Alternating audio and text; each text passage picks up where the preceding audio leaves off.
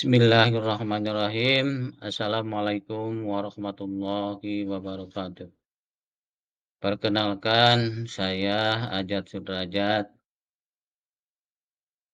bertugas sebagai guru di SMK Negeri 3 Kota Sukabumi. Pada kesempatan kali ini ingin menyampaikan tentang pemecahan masalah, yaitu terkait dengan materi IPA yang dianggap sulit oleh peserta didik di kelas 10 Boga 1.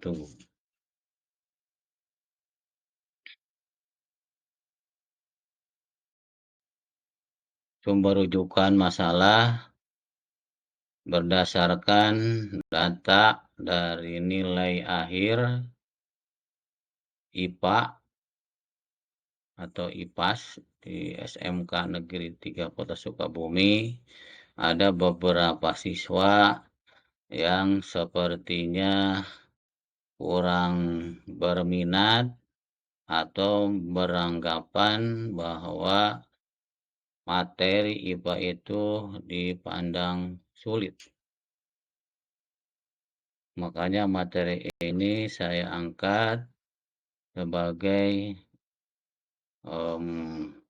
video di dalam pemecahan masalah tersebut.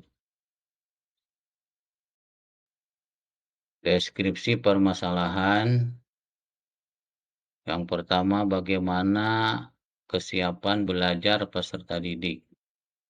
Yang kedua, bagaimana dukungan lingkungan belajar peserta didik. Akar permasalahan, penyebab kesulitan belajar peserta didik. Alternatif solusi, yang pertama, tanamkan rasa senang terhadap guru. Jadi kalian sebagai peserta didik harus terlebih dahulu senang diajar oleh guru tersebut. Yang kedua, baca buku sehari sebelumnya. Jadi materi yang akan disampaikan harus dibaca terlebih dahulu. Kemudian yang ketiga, kuasai dan pahami rumus. Rumus-rumus yang ada di materi tersebut harus terlebih dahulu dikuasai dan dipahami. Kemudian yang keempat, pelajari konsep dasar hingga paham. Di dalam IPA itu ada beberapa konsep dasar yang harus dipahami terlebih dahulu sebelum ke materi selanjutnya. Yang kelima, buatkan memo khusus, bank rumus, dan kamus istilah-istilah sulit.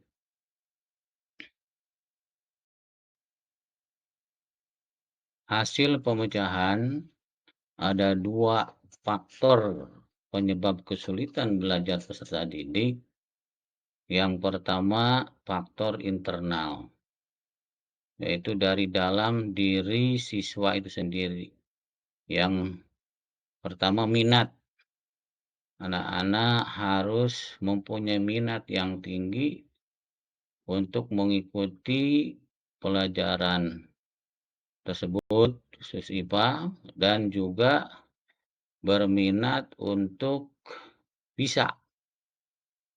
Ada yang beranggapan bahwa sekolah di SMK itu tidak ada IPA, tidak ada matematika. Jadi mereka beranggapan bahwa di SMK itu hanya praktik saja. Ternyata ada juga pelajaran-pelajaran normatif maupun adaptif. Yang kedua, motivasi. Harus ada motivasi yang tinggi dari siswa untuk pengen ngerti, pengen bisa, pengen memahami. Kemudian yang ketiga, ada rasa percaya diri yang tinggi, bahwa saya yakin akan bisa, saya bisa menguasai, bisa memahami. Jadi tidak pesimis, tapi harus optimis.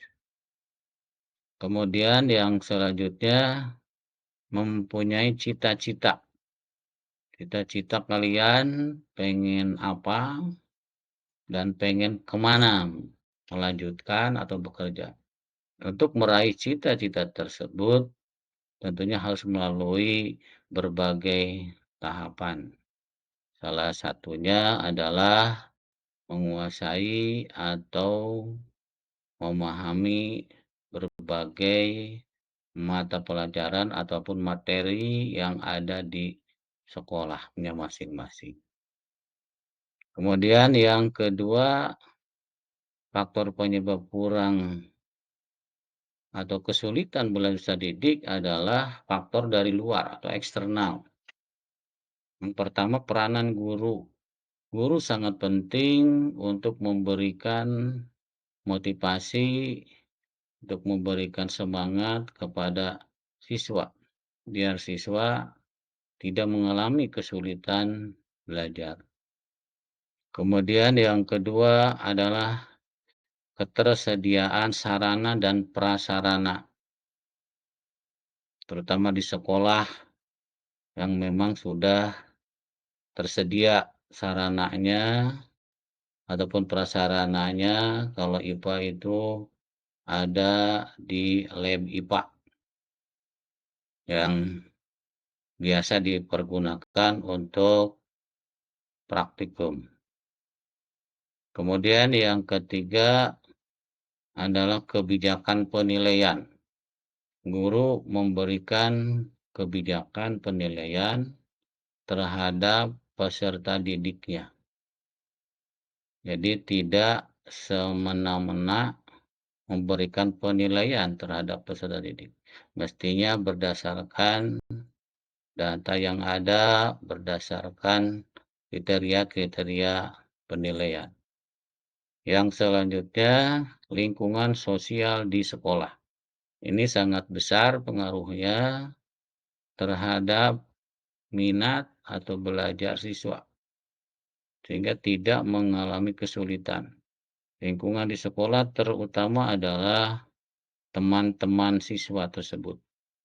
Kalau saja siswa itu mempunyai teman yang rajin, teman yang baik, yang soleh-solehah, insya Allah mereka akan kebawa. Tetapi begitu juga sebaliknya, kalau mereka itu mempunyai teman di sekolah yang kurang baik atau kurang disiplin, kurang rajin, dikhawatirkan mereka juga akan terbawa, sehingga harus memilih teman atau memilih sekolah yang cocok untuk anak-anak kita. Dan yang terakhir adalah lingkungan sosial di rumah. Dengan siapa siswa ini berteman di rumah, ini pun sangat menentukan. Dengan siapa siswa bergaul di rumah, kalau siswa itu bergaul dengan pelajar lagi, insya Allah dia belajar dengan baik. Tetapi kalau dia gaulnya dengan bukan pelajar atau teman-teman yang tidak baik, bisa kemungkinan mereka terbawa kepada hal-hal yang tidak baik. Sehingga mereka tidak ada semangat untuk belajar dan akhirnya menyebabkan kesulitan untuk belajar. Pokoknya itu saja yang dapat saya sampaikan. Terima kasih atas perhatiannya. Wabillahi taufiq wal hidayah. Wassalamualaikum warahmatullahi wabarakatuh.